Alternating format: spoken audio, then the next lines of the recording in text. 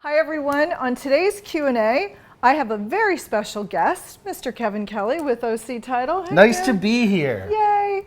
I've invited Kevin here today to shed some light on Prop 19, so stay tuned.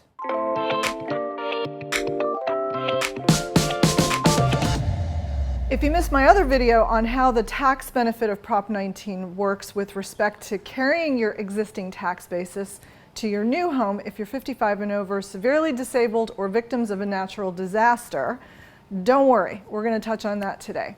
So, Mr. Kelly, we know that Prop 19 builds off of Prop 13. Can you tell us about that and remind us what Prop 13 is? Yeah, so basically Prop 13 started back in the Jarvis days in California, and it actually is the most advantageous tax bill in the country. And that's why our prices can be so escalated, but our property taxes are still relatively reasonable. Because they can only ever go up a certain, Exactly. no more than... Exactly, and there's incremental changes that occur, and it's all based on the assessor. So the assessor needs to be your friend, is the number one thing to remember. And number two, Prop 13 encompasses a lot of different bills, but what we're here to talk about today is Prop 19. How do we make friends with the assessor? Do we bring them? Well, I bring them donuts and stuff, but you know. We're not serious. We don't bring the assessor donuts. Do you? Sort of. Oh, you do? Well, Okay. Every so often. Moving right along. It's their birthday. Okay. This is so important right now because people need to understand what their options are. Can you talk a little bit about Prop 19? It's tremendous improvement from the previous laws, which were really limited and kind of unfair, Exactly which was right. Prop 60 and Prop 90. Absolutely. So the great part is Prop 60 and 90 were in place so that people over 55 could transfer their tax basis one time in their life. And so you bought your house 25 years ago, your tax basis is really low, and you want to sell it and you buy equal or lesser. That was the rule for 100 years. Right. Now Prop 19 brings it in, and what it does is it has created a lot of opportunity. In the past, you could transfer your tax basis over 55 primary residence, but you had to buy your replacement property equal or lesser value. Which is really hard. Well, what we do as some of us, you unfortunately do not, but I grow older, and so you want a smaller house, but you want a better location. So the price may actually be higher. Yes. So Prop 19 addresses that. First of all, you don't have to do it one time in your life. You can do it 3 times in your lifetime. Well, and that's everybody awesome. Starts from scratch. So even if you've done it in the past, you start from scratch. That's really cool. And I don't think I can- realized that. It's a cool thing. That's awesome. And then the other thing is that you can go up. So let's just say you bought your house at $200,000, you sell it for $1 million, and you buy a replacement for $1.2 million. The first $1 million, you're still at $200,000. Your tax base. Tax You're still basis. paying your original tax Right, base. and then you're just prorating the other 2. So bottom line, you're living in a $1.2 million house for a tax bill of $400,000. That's incredible. That's always what we want to do. right. The tax guy gets his money. That's We don't- huge. That's huge. That's a big deal. So that's the biggest component of Right. Prop 19.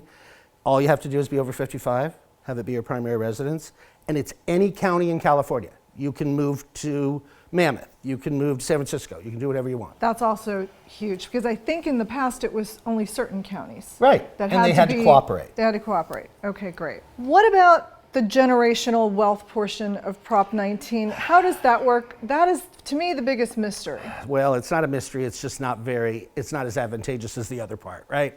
So when we do bills, we got to give them something and we get something in return, right? So we got Prop 19, we got the ability. 55 and over Yep, part. we got that part 3 times, all of the prorations. Generational wealth in the past was I could deed a property to you as my child for no money and you inherited their tax bill. Great deal. Had to be a gift, but you could still do it. Now it has to be my primary residence. You as the child have to live in it as your primary residence. As we all know now in Southern California, the maximum I can gift, the value of that property is $1 million. I know it sounds crazy, but $1 million doesn't buy you as much in Southern California as it used to. So that's it's still a decent deal. So wait a minute. So you have to, the property can't be worth more than $1 million. Right, to gift it to your child. And your kid basically has to move back in with you before you die? Well, you've moved out and your kids moved in. Primary residence, primary residence. What people did in the past, which was really advantageous, you have 4 kids, you buy 4 rental properties, each one gets one. Now you got to move into each one for 2 years, keep the value under $1 million, and each kid's got to move in when you move out. But if they don't do that, like, so let's say somebody does have rental property that they want to leave to their children, how does that work? They have to basically, they're going to have to They pay really capital should gains? structure it as a sale.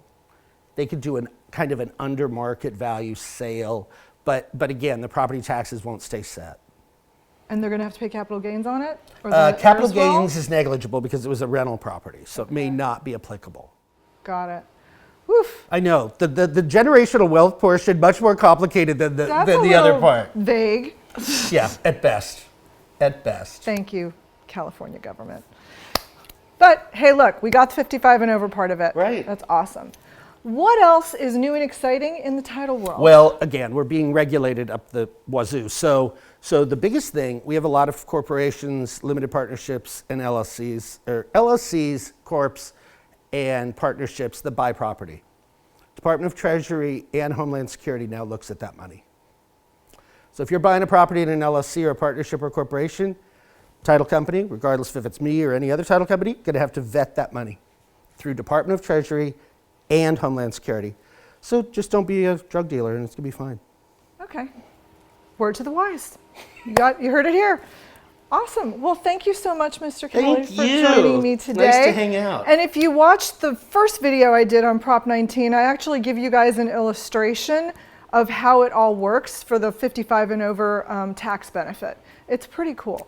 So thanks for watching. As always, please like, subscribe, or if you have questions, comment down below. We would love to hear from you. Thanks for watching. See you next time. Bye.